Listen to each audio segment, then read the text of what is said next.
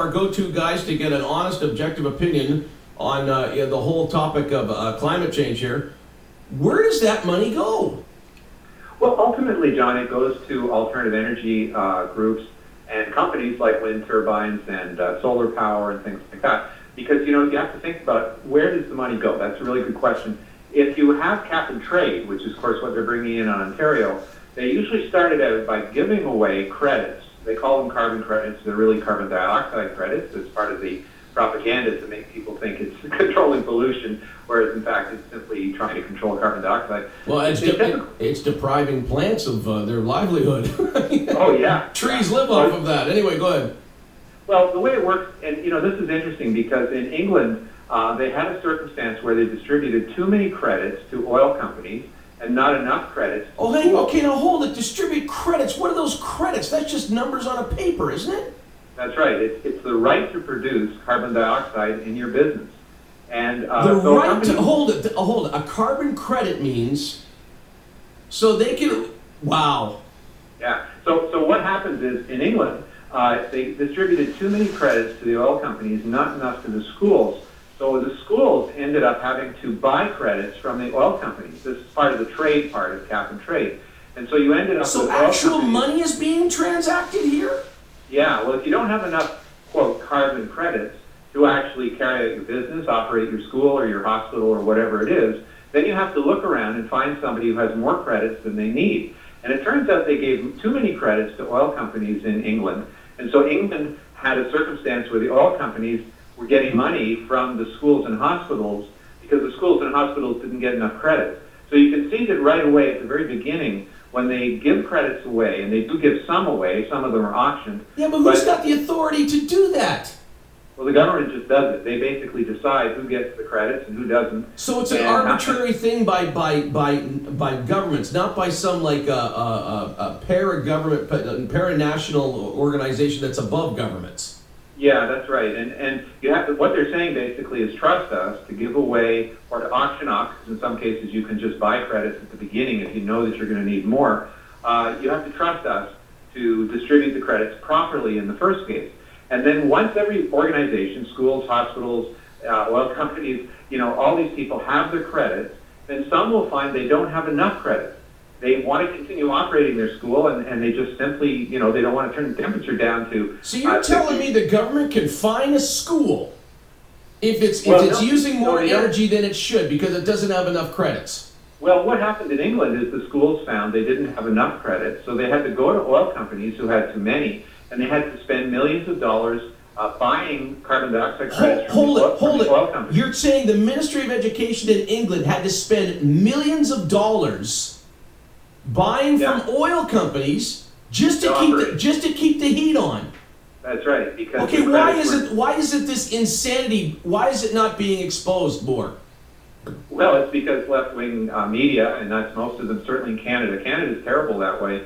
It's interesting. We're published quite often in the United States, where the division between left and right wing in media is not so skewed as it is in Canada. But trying to get media in Canada to question the doctrine of David Suzuki, that's very, very difficult. Even when it's things that are ridiculous, like saying that we set a record by less than the uncertainty. But just to finish the description of these different mechanisms, the way it works then is you got these credits, okay? You've either bought them on an auction or you were given them by the government, and you then find, that's not enough to, run my oil company, or that's not enough to run my school. You then have to look around and find somebody else who has too many credits. So that's why they call it cap and trade. You're capped unless you can buy credits from somebody else, in which case then you can operate. And so the net result of all this is that indeed the cost of everything will go up because, if you're using oil to transport food or you're using it to run farms and things like that, you have to buy it. And the dirty little secret of cap and trade that Mulcair and Trudeau don't want anybody knowing is in that every country that's implemented, costs have gone up everywhere. Oh, yeah. And we already have amongst the highest hydro rates in the world here in Ontario already. Well, the objective is to punish people who are using, technologies like cars that actually produce carbon dioxide and to reward people who are not, okay? And so the wind turbine companies, they probably won't need all the credits they're given because they're friends of the government. So, and I'll give you an example of how friendly they are with the government. There's something that wind turbines produce called infrasound. This is low-frequency sound that, goes through the walls of homes, and it really vibrates your body, and it can make some people quite sick. The government was speculating about whether they should have regulations on infrasound. The industry didn't want it, so the government has no regulations at all on infrasound. So this just shows you how the government are hand in glove with the wind turbine industry. So I think that what will probably happen is they'll get far more credits than they need. And so then they can, collect money by selling their credits to oil companies or whatever. The other mechanism, and this is what economists say is the more efficient mechanism, of course, they're all kind of stupid. It's kind of like asking you, how do you want to be killed? Do you want to be hung or shot? None of this is necessary. But indeed, if you were to choose between cap and trade and carbon dioxide tax, the government would then directly add a certain percentage to our tax when we buy things. Maybe 1%. I mean, in British Columbia, they had a carbon, they call it Pacific Carbon Trust. And it's interesting because the Auditor General closed it down because of corruption. So, these whole carbon schemes worldwide have been fraught with all sorts of fraud and corruption. Yeah, well, of course, the trouble is... And that's well documented. Yeah, and they're taxing something, in this case, the amount of carbon dioxide you produce.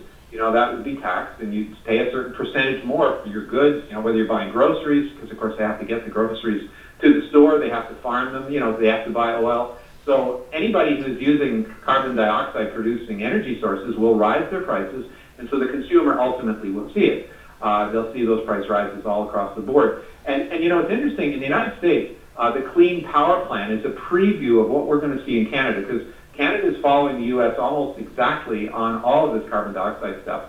Instead of having it go through Congress, they're just doing it through regulations. Well, that's what Harper's doing. He's using the it'll come back to me, but it's the equivalent of the Clean Air Act in Canada. They're using that instead, and they're having regulations instead of going through the House of Commons. So there's no debate on it. They're just simply doing it. But in the United States, the forecast of the Clean Power Plan that was announced back on the 3rd of August is that it will quadruple electricity prices. Okay, so that's what we're facing. They must have got their ideas from Ontario, because we've led the world in astronomical hydro rate hikes. Well, yeah, and in fact, it's interesting. When the Liberals came in 2003, a quarter of our electricity came from coal, which is by far the least expensive way to generate coal. And in 2005, there was a government report that was put out. The government actually contracted an engineering firm to do an analysis to say, what are the best ways to control pollution, including carbon dioxide, which isn't a pollutant, of course. And they said the actual people doing the study, this was a 2005 study, the government didn't allow it to be even known about until just recently, said, no, don't close your coal stations, improve them, bring in real pollution control, and you'll get the same amount of pollution and emission reductions at 1/10 the cost. Oh, the government, they completely ignored the study. Even though they contracted for the study, they completely ignored the study, and they closed all the coal stations. And so we've gone from being the cheapest electricity rates in 2003 to the most expensive in Canada with 0% coal. And so that's the big impact. That's just one example of what's going to happen anywhere. And if they had implemented those changes, it wouldn't have affected so-called carbon emission at all. No, and the crazy thing is, even if you believe that carbon dioxide was causing dangerous climate change, China makes up for Ontario in like 1 month in their growth in electricity demand and their use of coal. So, I mean, Ontario would have no impact whatsoever. And so this is all based on the idea that if the West cuts our throats first, we cut our own throats, that the rest of the world is going to follow suit. Yeah. And so we have to lead the world in this great, challenge to stop the world's climate from becoming dangerous. But the third world has made it very, very clear, and they say it over and over and over. It's even in the UN treaty that they're negotiating for Paris. They said, we will not reduce greenhouse gases if it interferes with pulling our people out of poverty and development. And of course, if you're closing down your most expensive power sources, your least expensive power sources, and you're imposing, all kinds of carbon dioxide taxes and things like that, that's going to interfere with development and pulling your people out of poverty. So what's going to happen is we're going to sign an agreement, I'm pretty sure we will, in Paris in December of this year, and it'll be announced that the whole world is covered. Oh my goodness, we're going to stop climate change. And then in a few years, we'll start to notice that the Chinese and the Indians are not doing it.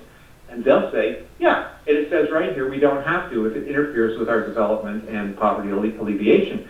And we can't do that in the West. Well, it's wrecking good economies too, you know? Yeah, exactly. Tom, I gotta go to the news.